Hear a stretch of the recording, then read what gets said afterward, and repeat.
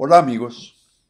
Como dissemos na apresentação, vamos dar início ao nosso curso online da Ecope Treinamed sobre cardiopatias congênitas no adulto. E na primeira aula vamos abordar epidemiologia, conceito, condutas das cardiopatias congênitas no adulto e também a classificação das cardiopatias congênitas no adulto. Então, as cardiopatias congênitas no adulto, por definição, é a persistência de qualquer anomalia estrutural presente desde o nascimento que envolva o coração e ou os grandes vasos em pacientes acima de 16 anos de idade. E realmente, devido aos avanços recentes da terapêutica para o tratamento dessas cardiopatias congênitas, quer seja clínica, cirúrgica ou intervencionista, ele constitui um crescente problema para os sistemas de saúde devido ao grande aumento de pacientes portadores de cardiopatias congênitas na idade adulta. A mortalidade infantil diminuiu 3 vezes nos últimos 40 anos e a prevalência das cardiopatias congênitas no adulto aumentou quase 2 vezes nesse período. Isso faz com que as projeções todas indiquem um aumento significativo de cardiopatias congênitas no adulto com relação a cardiopatias congênitas em crianças. Hoje, praticamente, existem mais cardiopatias congênitas no adulto ou adultos com cardiopatias congênitas do que crianças portadoras de cardiopatias congênitas. Então, nós temos aqui um trabalho uma estatística para o ano de 2009 aqui no Brasil sobre a epidemiologia das cardiopatias congênitas no Brasil. Esse é um trabalho bem interessante, mostrando a prevalência das cardiopatias congênitas, e aqui abrange as cardiopatias congênitas na criança e no adulto, sendo que a CIV ocupa o primeiro lugar nessas cardiopatias congênitas, seguido pela comunicação interatrial e a persistência do canal arterial.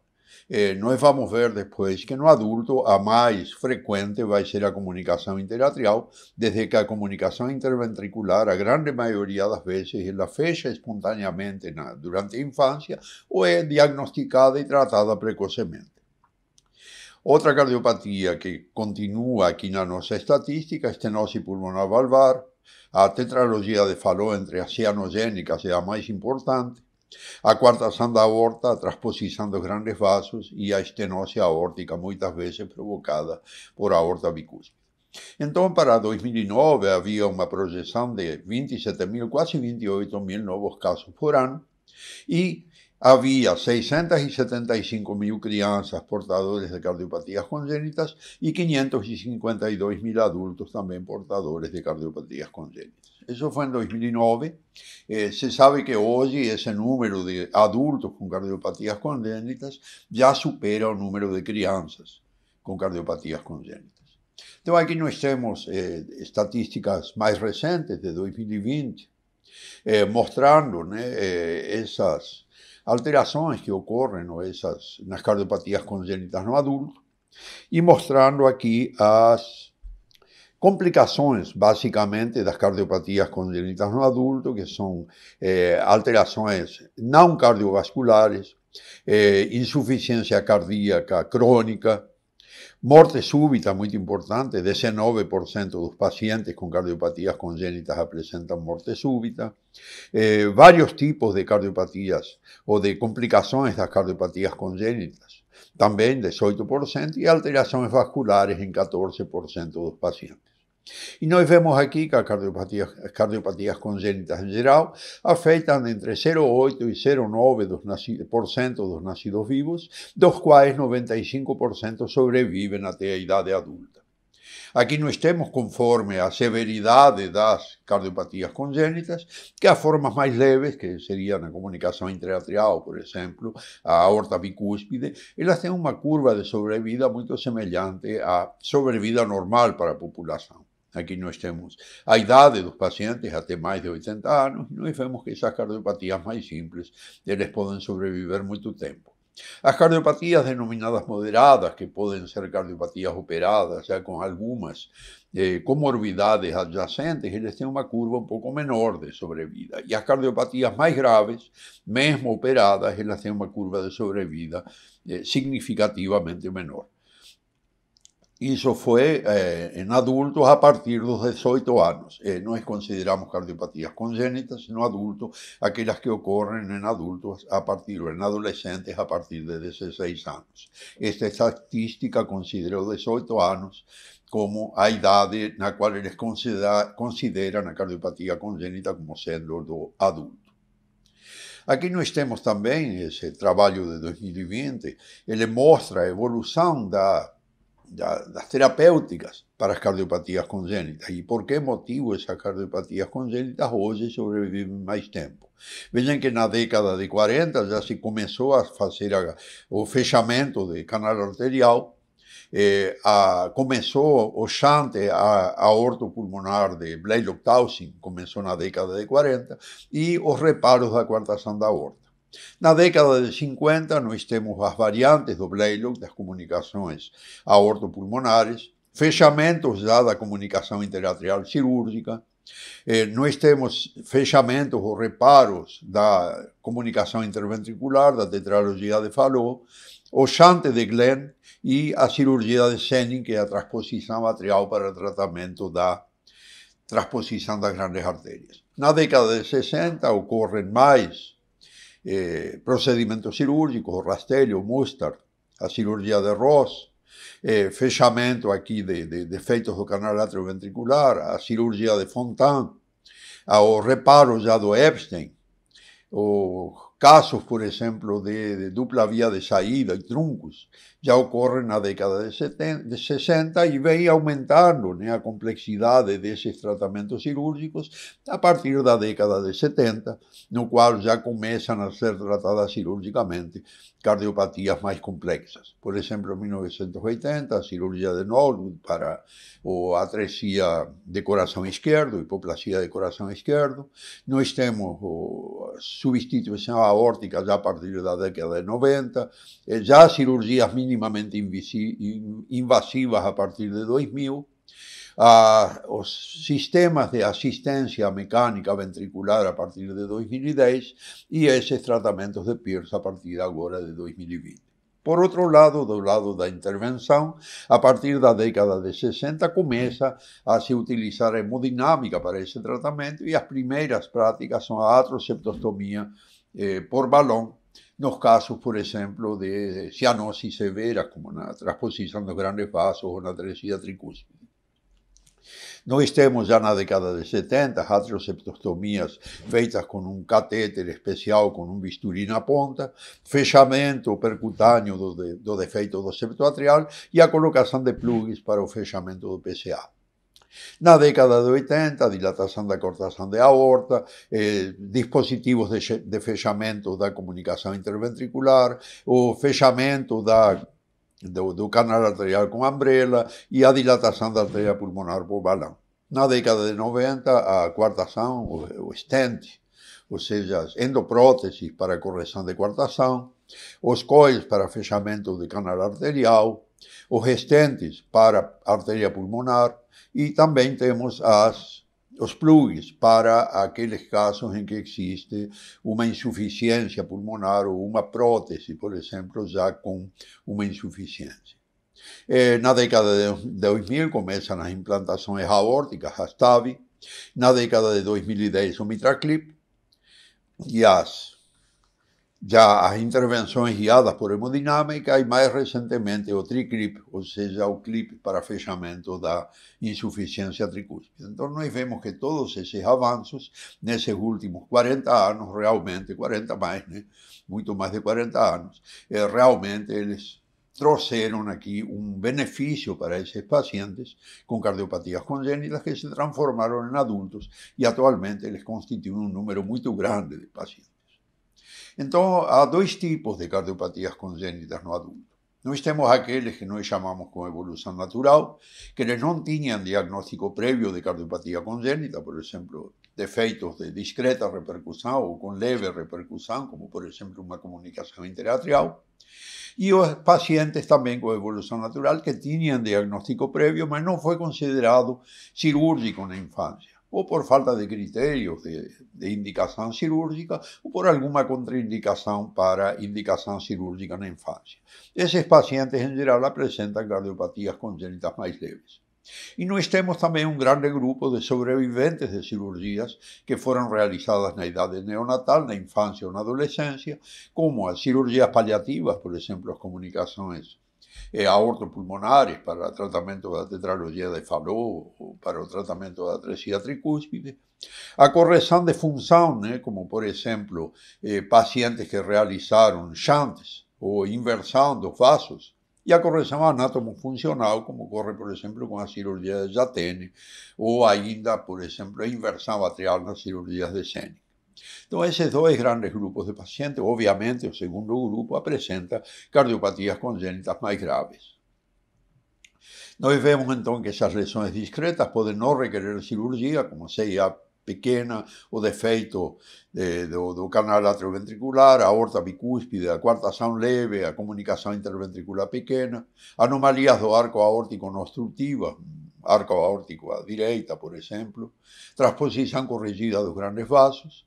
Nós vemos que pode haver lesões importantes que requerem cirurgia, como CIA, CIB, defeito do canal atrioventricular, o próprio persistência do canal arterial, coartação da aorta, estenose aórtica, e ainda aqui no grupo dos sobreviventes, o Blaylock, Fontano, Sennin e Mustard, nas cirurgias paliativas, os tubos valvulados ou não valvulados para fazer as conexões, e as complicações decorrentes desses procedimentos que podem ser obstrução, hipóxia ou shunts. Estes shunts aqui que são residuais.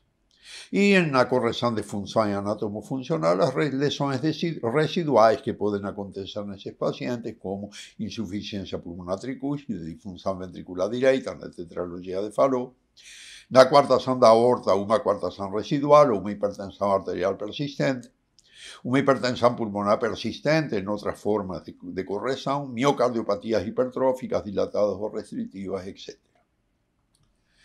Então, quais seriam atualmente os níveis de acompanhamento de pacientes com cardiopatias congênitas, adultos com cardiopatias congênitas? Nós temos que entre 25% a 50% desses pacientes podem ser atendidos em centros especializados em unidades terciárias, os centros terciários de cardiopatias congênitas no adulto. Esse é o tratamento ideal. Agora vemos que mais da metade, de 50% a 75% desses pacientes, eles são atendidos em centros não especializados. E sendo centros não especializados, geralmente cria um problema para o sistema de saúde, porque ele precisa um tratamento muito específico, muito especial. Nós vamos ver que esses pacientes são pacientes totalmente diferentes do paciente adulto, com cardiopatias do adulto. Então, o perfil desses pacientes são, em geral, adultos com história de defeito ou fechamento espontâneo de um shunt, por exemplo, de uma comunicação, ou com pequenos defeitos em repercussão hemodinâmica. Esses são relativamente de fácil tratamento e acompanhamento. Nós podemos ter pacientes também pós-operatório tardio de lesões corrigidas, e dependendo do tipo de lesão corrigida, esses pacientes podem apresentar maior ou menor quantidade de complicações pós-cirúrgicas. Nós temos também cardiopatias, pacientes com cardiopatias não diagnosticadas ou não consideradas graves o suficiente para intervenção na infância, que podem desenvolver algumas alterações, como hipertensão pulmonar, por exemplo, no futuro, ou insuficiência cardíaca, ou mesmo hipertrofias ventriculares. Temos cardiopatias submetidas apenas a cirurgia paliativa prévia, como por exemplo um Blaylock, para o tratamento de uma tetralogia de Fallot, sem realizar posteriormente a correção total da tetralogia de Fallot. São pacientes que geralmente são cianogênicos, são pacientes que requerem maior atenção. E ainda nós temos as cardiopatias complexas ou não complexas, corrigidas anatomicamente, que apresentam lesões residuais e novas complicações hemodinâmicas. Então, por exemplo, um exemplo característico é a transposição corrigida das grandes artérias, nas quais, com o tempo, vai haver uma sobrecarga importante do ventrículo direito com falência dessa câmara, desde que essa câmara é sistêmica. Isso foi publicado aqui na revista DERC, da Sociedade Brasileira de Cardiologia, no ano de 2012. Qual seria a conduta, então, nas cardiopatias congênitas no adulto? Existem várias, mas é muito importante o conhecimento prévio da anatomia e fisiologia do defeito que esse paciente apresenta. Se é um shunt, se é uma sobrecarga de cavidades, se são defeitos valvares. Nós temos que conhecer também as mudanças dinâmicas que ocorrem com o tempo nas cardiopatias congênitas do adulto. Por exemplo, uma cardiopatia que desenvolve uma disfunção de cavidades cardíacas ou hipertensão pulmonar. Um efeito das doenças do adulto que se associa na cardiopatia congênita, como, por exemplo, uma hipertensão arterial sistêmica, uma doença arterial coronária, ou ainda condições superpostas que podem agravar uma cardiopatia congênita no adulto, como uma gestação, por exemplo.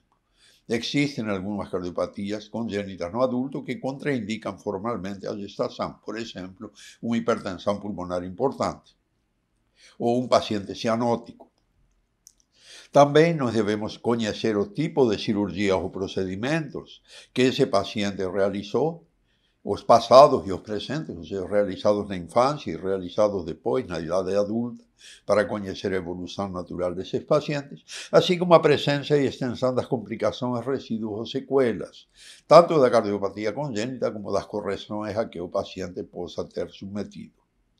Também nós temos que conhecer muito bem e selecionar com maior precisão os métodos diagnósticos que vamos utilizar para avaliar essas cardiopatias congênitas, de forma que eles nos forneçam a maior informação possível e útil desses pacientes com cardiopatias congênitas. Nós podemos escolher entre um ecocardiograma, que geralmente é o primeiro exame que se realiza nas cardiopatias congênitas, mas ele pode requerer outros procedimentos, como por exemplo uma ressonância magnética, uma tomografia, em última instância um cateterismo cardíaco. E ainda, nós devemos saber como planejar a conduta clínica cirúrgico-percutânea desses pacientes, selecionar esses pacientes para o tipo de tratamento conforme a complexidade que essa cardiopatia congênita apresenta. Os procedimentos podem ser paliativos em geral e, por exemplo, dos mais antigos, o bending da pulmonar, ou seja, a constrição cirúrgica ou percutânea da artéria pulmonar, que ele pode ter como complicações um bending inadequado com desenvolvimento de uma doença pulmonar vascular, uma estenose de ramo da artéria pulmonar ou uma disfunção da válvula pulmonar. Nós temos cirurgias também antigas, que são as comunicações entre a aorta e o ramo direito da artéria pulmonar, ou a aorta descendente e ramo esquerdo da artéria pulmonar, como Waterstone e Potts, que são shunts aortopulmonares cirúrgicos, que podem provocar hipertensão pulmonar, podem provocar uma dobra, um kinking da artéria pulmonar, ele pode tracionar a artéria pulmonar e dobrar ela, provocando uma estenose. Ainda nós temos o Blalock-Townsend, que é a artéria subclávia, geralmente esquerda para o ramo esquerdo da artéria pulmonar, ou ainda o Blalock-Townsend modificado, no qual se usa um tubo de Goretex, é uma conexão subclávia ou tronco pulmonar ou ramos da artéria pulmonar, que pode ser um shunt inadequado, excessivo, o shunt, ou um shunt muito pequeno, né, que possa manter essa cianose do paciente. Ele pode provocar uma estenose de ramo da artéria pulmonar e pode provocar, inclusive, uma hipertensão pulmonar secundária. Nós temos a cirurgia de Glenn, que é uma conexão entre a veia cava superior e o ramo direito da artéria pulmonar ou tronco pulmonar, e ainda o Glenn bidirecional, que é a conexão da veia cava superior com ambos os ramos da artéria pulmonar ao mesmo tempo, que ele pode provocar cianose por aumento de colaterais das veias cavas ou por fístulas arteriovenosas pulmonares. Então, esses seriam procedimentos paliativos. Também temos nas cardiopatias congênitas simples no adulto procedimentos corretivos, como por exemplo o fechamento cirúrgico por catéter de uma comunicação interatrial, que pode apresentar um shunt residual, anomalias da válvula mitral, uma hipertensão pulmonar persistente, uma dilatação de câmaras direitas. Na comunicação interventricular, o fechamento biatrial cirúrgico da CIV, ele pode apresentar shunt residual ou arritmia se houve alguma incisão na parede do ventrículo direito. Geralmente não se opta pela abertura atrial. Na persistência do canal arterial, um fechamento transcatétero por sutura do PCA, ele pode ter um shunt residual e ele pode ser mais frequente se aquele PCA estava calcificado na hora do procedimento. Na válvula aórtica bicúspide pode ser feita uma abertura da válvula por balão se ela estava estenótica ou um autoenxerto pulmonar, a chamada cirurgia de Ross, que pode provocar lesões associadas, como comunicação interventricular, coartação, ou uma reestenose da própria válvula, uma disfunção da prótese, quando utilizada uma prótese. Na estenose subaórtica, a excisão da membrana, uma miectomia, no caso das estenoses subaórticas hipertróficas, pode haver como remanescente insuficiência aórtica, uma comunicação interventricular iatrogênica, distúrbios da condução, lesões da válvula mitral, estenose recorrente dessa estenose subaórtica, etc. Entre ainda as cardiopatias congênitas simples no adulto, nas procedimentos corretivos, na coartação da aorta, pode ser feito procedimento cirúrgico percutâneo para correção dessa coartação, pode haver uma coartação residual, uma hipertrofia ventricular isquémica persistente, ou lesões associadas como a aorta bicúspide, mitral em paraquedas e anel supramitral. Sempre devemos levar em consideração todos esses parâmetros. Na anomalia de Epstein, no qual se faz reparo cirúrgico, ou anuloplastia tricúspide, ou substituição da válvula tricúspide, pode haver uma insuficiência tricúspide residual, arritmias atriais e bloqueio atrioventricular, muito frequentes nessa patologia, lesões associadas como foramen oval patente ou comunicação interatrial, estenose pulmonar e comunicação interventricular. No tratamento da estenose pulmonar, a valvotomia por balão ou reparo cirúrgico da estenose pulmonar, uma estenose residual, uma insuficiência pulmonar, uma obstrução dinâmica da via de saída do ventrículo direito, se previamente existia uma hipertrofia infundibular pulmonar. Nas anomalias de arterias coronárias, no qual existem vários tipos de reparo cirúrgico, pode permanecer uma disfunção ventricular esquerda decorrente de isquemia prévia que apresentava durante a anomalia, insuficiência mitral ou mesmo uma nova isquemia miocárdica e até infarto do miocárdio. Nas cardiopatias complexas, quando nós realizamos procedimentos corretivos, por exemplo, na transposição dos grandes vasos, que realizamos a transposição atrial, as cirurgias de Mustard e de Senning, pode haver distúrbios de condução e arritmias, ou leque, obstrução do pecho, obstrução das veias cavas e pulmonares, insuficiência tricúspide e disfunção do ventrículo direito. Também na transposição dos grandes vasos, quando se usa a cirurgia de Jatene, de inversão arterial, pode haver uma estenose supravalvar pulmonar, uma estenose supravalvar aórtica, que é menos frequente, e anomalias da contratilidade segmentar do ventrículo esquerdo devido a uma doença coronária que ocorre na hora de inserção das coronárias no novo vaso. Nos casos de atresia tricúspide, que são tratados pela cirurgia de Fontan, que é a conexão do átrio direito para a artéria pulmonar ou para do ventrículo direito, para a artéria pulmonar ou para o ventrículo direito, pode haver tromboses, são sistemas que ocorrem com baixo fluxo, baixa pressão, então ele favorece a trombose, obstruções do átrio direito da artéria pulmonar. Nos defeitos do canal atrioventricular, no qual se coloca um patch para fechar a comunicação interatrial ou a comunicação interventricular, se existir, um reparo cirúrgico da válvula mitral, pode aparecer uma insuficiência funcional, uma estenose mitral iatrogênica, uma estenose subaórtica, ou ainda um leak do patch, que foi colocado. Para o reparo da tetralogia de Fallot, no qual se coloca um patch para fechamento da comunicação interventricular e reparo da estenose pulmonar com ampliação da via de saída, pode haver insuficiência pulmonar residual, é muito frequente, aneurismas do ventrículo direito, obstrução residual da via de saída do ventrículo direito e ainda um leak do patch septal que vai provocar uma comunicação interventricular residual. Ainda nas formas complexas, nos procedimentos corretivos, na transposição dos grandes vasos com CIV e com estenose pulmonar, no reparo de Rastelli, que é um tubo do ventrículo direito para a artéria pulmonar, com um patch direcionando o fluxo aórtico, nós podemos ter um leak do patch, obstruções subaórticas ou disfunção do próprio tubo protético. Na transposição dos grandes vasos com comunicação interventricular e estenose subaórtica, esse procedimento de Demus-Stansel, pode haver um leak do pecho para a CIV, uma insuficiência pulmonar. Na transposição corrigida dos grandes vasos, existem vários reparos dependendo dos defeitos associados. Muitas vezes não existem defeitos, só se trata aquele ventrículo direito que é sistêmico, mas nesses casos pode haver refluxo da válvula atrioventricular esquerda, ou seja, da tricúspide, bloqueio de ramo, disfunção do ventrículo direito que é sistêmico. E para a dupla via de saída do ventrículo direito, o reparo de Rastelli pode apresentar obstrução do pecho do ventrículo esquerdo para a aorta, comunicações interventriculares residuais ou uma obstrução do conduto do lado direito. Então, dessa maneira, nós estamos concluindo essa parte da nossa aula e na próxima aula iremos abordar a classificação e manejo das cardiopatias congênitas no adulto. Então, será até lá.